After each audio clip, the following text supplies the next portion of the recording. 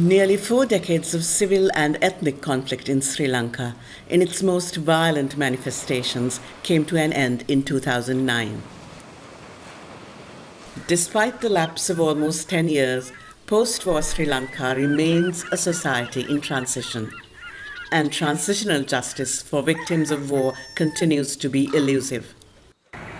A key element of transitional justice is reparations, acknowledging and redressing human rights violations.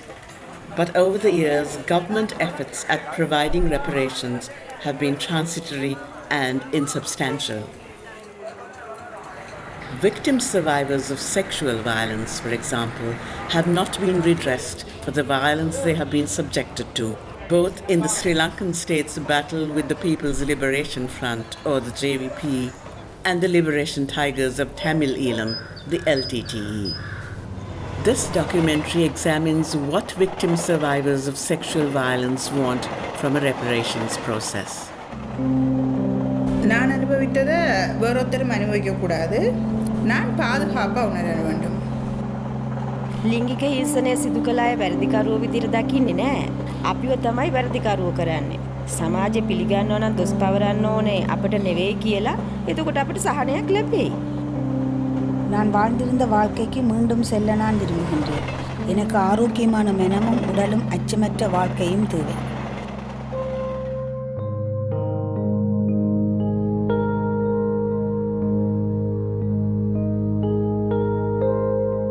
I think what we mean by reparations is that you're trying to reparate or repair for the different human rights violations that have taken place both during the war and after the war.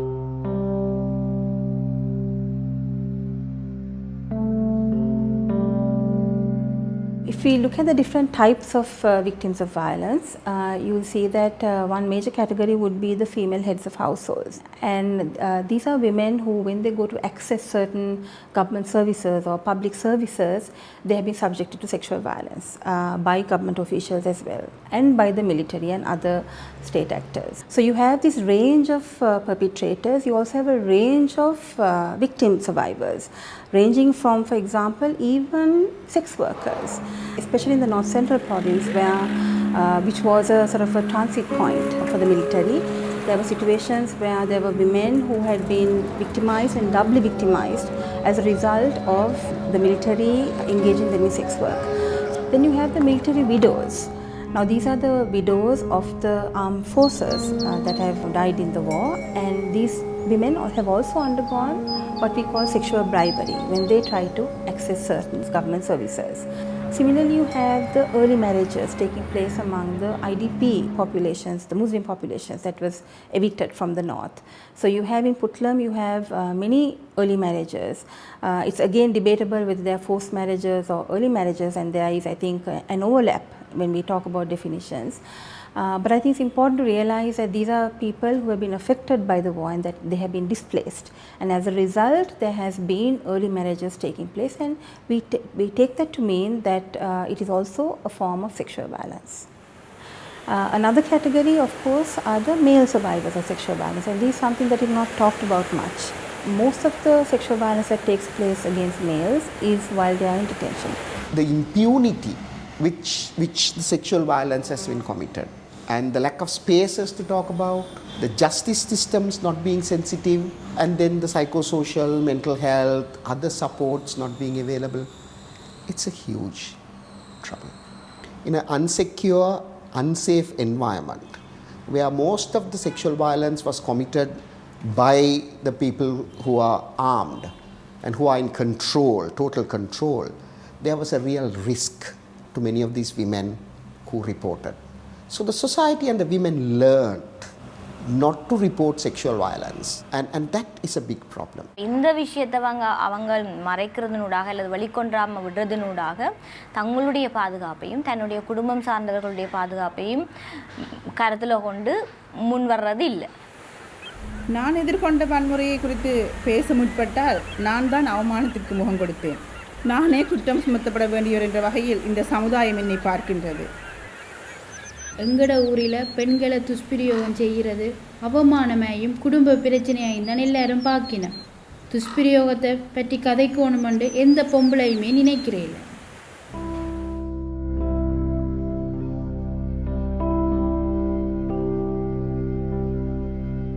மொழி ரீதியான பிரச்சனைகள், உதாரணத்துக்கு முறைப்பாடுகளை மேற்கொள்ள போகையில் அவர்களுடைய முறைப்பாடுகள் சரியான விதத்தில் பதியப்படுகுதா இல்லையான்றது என்ன சிங்கள மொழிகளில் தான் பெரும்பாலும் போலீஸ் நிலையத்தில் முறைப்பாடுகளை அறிக்கையிடுறது.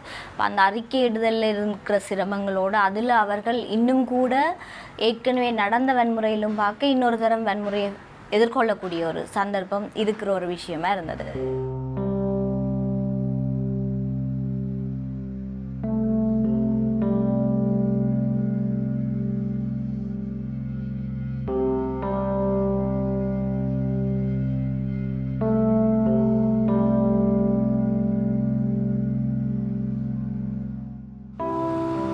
The overwhelming majority of victim survivors feel that the state must take primary responsibility for providing reparations for victim survivors of sexual violence.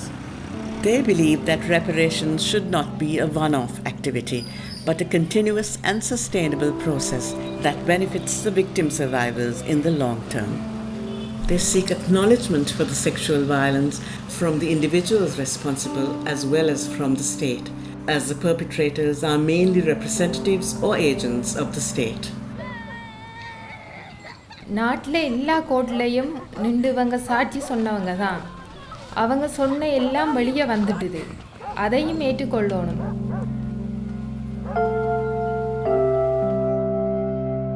Individual or official public apologies is an important element of transitional justice. As a form of symbolic reparation, an apology is a formal and, in most cases, public acknowledgement and acceptance of responsibility. தனிப்பட்ட குற்றமிழைச்சவை யாரும் எங்களோட சமூகத்தில் இருக்க அவை எல்லாருக்கும் முன்னுக்கு வந்து எங்கள்கிட்ட பகிரங்கமாக மன்னிப்பு கேட்கணும். இல்லை எங்களோட விதானைக்கு முன்னையாவது நின்று எங்கள்கிட்ட மன்னிப்பு கேட்டால் எங்களுக்கு பெரிய சந்தோஷமாக இருக்கும். அப்படி அவை மன்னிக்க கேட்கல, எங்களுக்கு அவைய மன்னிச்சா அவை எங்களோட சமூகத்தில் எங்களோட இணைஞ்சு வாழலாம். සියලු නින්දිතයන්ගෙන් රජ සමාව ගන්න ඕන. මේවා ගොඩක් උනේ රාජ්‍ය ආයතනවල වැරදි නිසා, වැරදි ක්‍රියාකාරීත්වය නිසා. ඔවුන් සමාව ගත්තොත් අපට තරමක්වත් ගෞරවනීය හැඟීමක් දැනේ.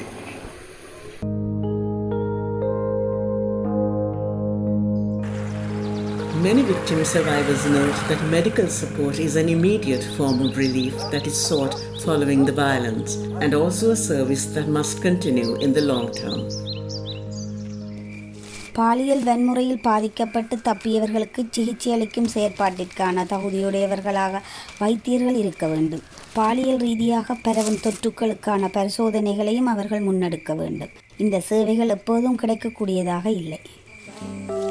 Concerns were also raised about doctor-patient confidentiality, sensitivity, and stigma around sexual violence because of the far-reaching implications on a victim survivor's day-to-day life. நாம் எதிர்கொள்ளும் அதிர்ச்சியை மனதை விட்டு வெளிப்படையாக கலைக்கக்கூடிய நம்பிக்கையான வைத்தியர்கள் நமக்கு வேண்டும். எமது சிக்கல்களை நாம் பகிர்ந்து கொள்ள ஒரு நல்ல இடம் ஒன்று இருந்தால் நல்ல. நம்பிக்கையை கட்டுக்கொடுப்பதற்கான ஒரு இடம் ஒன்று நமக்கு தேவைப்படுகிறது. Psychosocial care for victim survivors in both the short term and the long term, especially for post-traumatic stress disorder and depression, is a priority. உள்ள சமூக பராமரிப்பின் முக்கியத்துவம் தொடர்பாக ஒரு குறைந்த அளவு புரிந்துணர்வு தான் எங்கள்கிட்ட இருக்குது. மருத்துவ ஆதரவு கோரியவர்கள் பலர் உள்ள சமூக ஆதரவை நாடுவதற்கு முயற்சி எடுக்கிறதில்லை. இல்லைண்டா மருத்துவ ரீதியாக அவர்களுக்கு சிகிச்சை அளிக்கவும் அதனை முன்னெடுக்கவும் யாரும் எங்களை உற்சாகப்படுத்துறதும் இல்லை. உளச்சமூக ஆதரவினை வழங்கும் துறைசார் நிபுணர்கள் மற்றும் நிறுவனங்களின் விவரங்கள் மற்றும் தொலைபேசி இலக்கங்களை உள்ளூர் மற்றும் மாகாண அரசாங்க அதிகாரிகள் மற்றும் நிறுவனங்களுக்கு வழங்குவது பயனுள்ளது.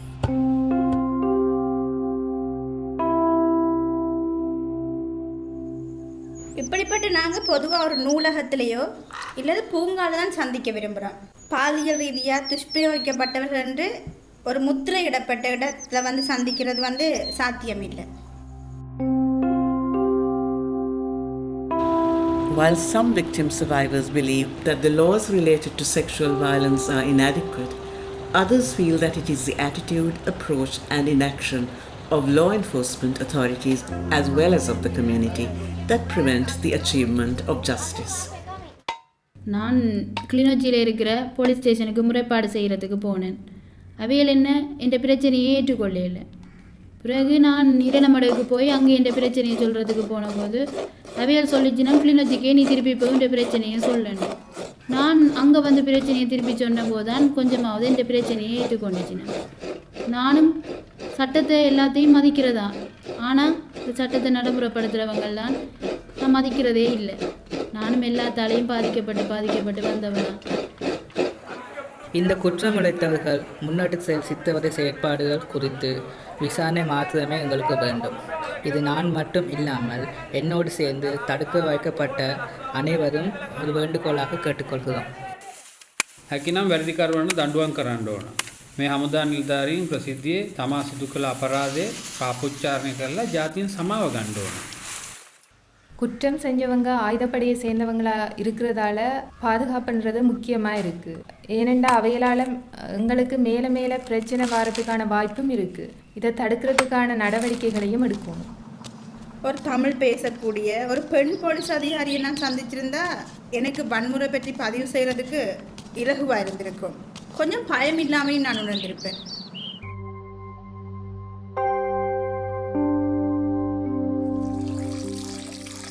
என்னை கெடுத்த 4 பேருக்கும் 25 வருஷமாக தண்டனை கொடுத்துட்டாங்க. பாதிக்கப்பட்ட எனக்கும் 20 லட்சத்தை கொடுக்க சொல்லி எப்பயோ நீதிமன்றம் சொல்லிட்டுது. ஆனால் சொன்ன நாளில் இருந்து இந்த வரைக்கும் எனக்கு ஒரு கையில் ஒரு காசு கூட வந்து கிடைக்கல.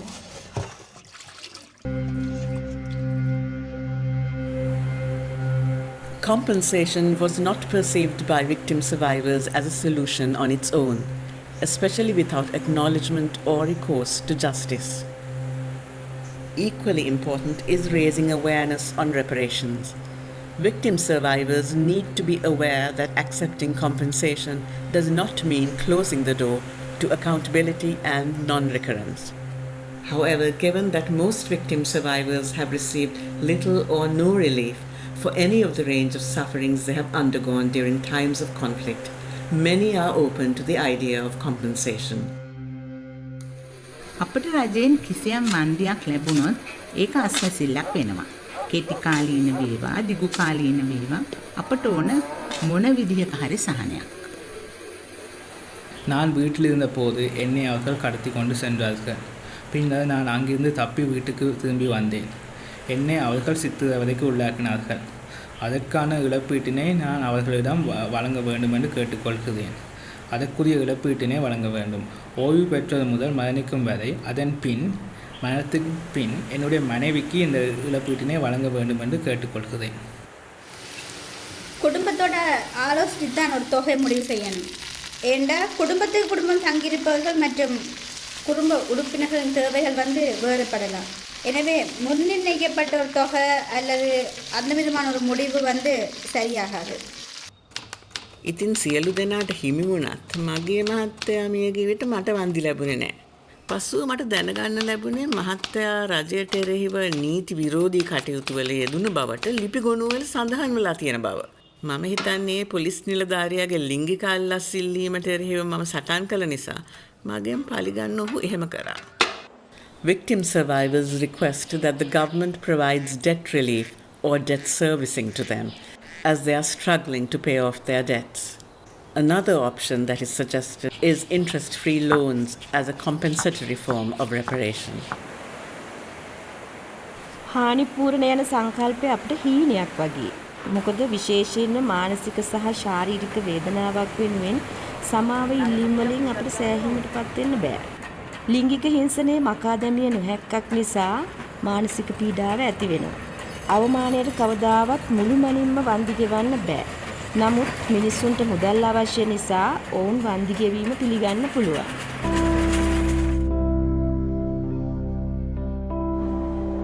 Psychosocial practitioners highlight the importance of memorialization in the healing process in a post-conflict context, which can take many forms: cultural activities, artistic expression, and social acknowledgement.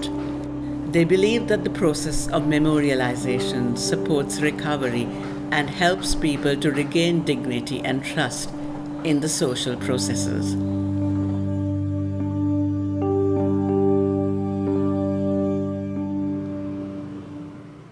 எங்கட ஊராக்கள் துஷ்பிரயோகம் செய்யப்பட்ட பொம்பளைகளை நினைவு கூறுறதையே கேவலமாக தான் நினைக்கணும். අතවරයට ලක් වූ කාන්තාවන් උත්සාහ කරන්නේ ඒ අමතක කරන්න. எங்களுக்கு இவங்கள் சமூகத்தில் ஒரு அங்கீகாரத்தையும் நினைவு கூறுறதுக்கான ஒரு இடத்தையும் தந்தால் தான் நாங்கள் மற்ற இருக்கிற எல்லா சமூகத்தோடையும் சந்தோஷமாக வாழலாம்னு நினைக்கிறோம். குறுகிட்டு சார் இழப்பீட்டை பற்றி கதை கேட்க எங்களை போல பாதிக்கப்பட்ட பொம்பளைகளும் அதுக்கு இருக்கணுமென்று நினைக்கிறேன். A majority of victim survivors speak of the difficulty in securing livelihoods and finding employment, urging state responsibility to provide them with job opportunities and support for self-employment. Other forms of reparations suggested include vocational support such as skills development, as well as private sector jobs where the government could pay part of the salaries. ஆரம்பத்தில் குடும்பத்திடமிருந்து எனக்கு தார்மீக ஆதரவு தேவையாக இருந்தது. என்னுடைய குடும்பத்தினர் என்னுடன் இருக்கின்றனர் என்பதில் நான் அதிர்ஷ்டமாக உணர்கின்றேன். தற்போது எனக்கு வேலை வாய்ப்பு தேவை. கௌரவமான வாழ்க்கையொன்றை முன்னெடுக்க நான் விரும்புகின்றேன். பெண்கள் வேலை செய்கிறதுக்கு வேலை நிலையங்களை உருவாக்கி அதில் வேலை வாய்ப்புக்கான சந்தர்ப்பங்களை இவியல் கொடுக்கணும். அவமானத்துக்கு காரணமாக நான் ஒரு வேறு இடத்துக்கு போயிருந்தேன். நான் மாடு ஆடு வளர்த்தேன். இப்போ எல்லாத்தையும் கைவிட்டுட்டேன். இந்த கிராமத்தில் உணவுக்கு போதிய அளவு வசதி இல்லை, சிரமமாக தான் இருக்குது. எமது வருமானத்தை மேம்படுத்துகிற மாதிரி எங்களுக்கு நீண்ட கால திட்டங்கள் தேவை.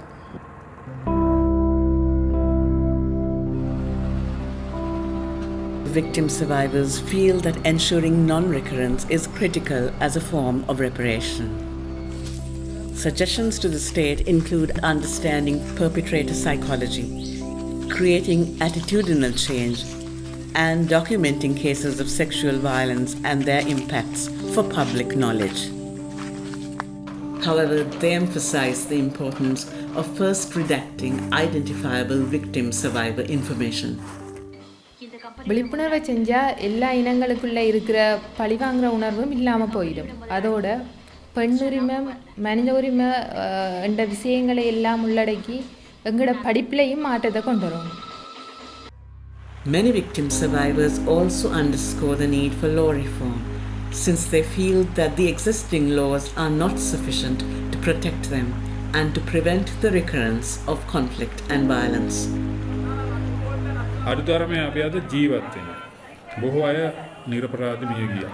මේ වගේ දේවල් යලි ඇති නොවෙන්න මේවා වළක්වන්න නීතියට ඒ සඳහා වැදගත් භූමිකාවක් තියෙනවා.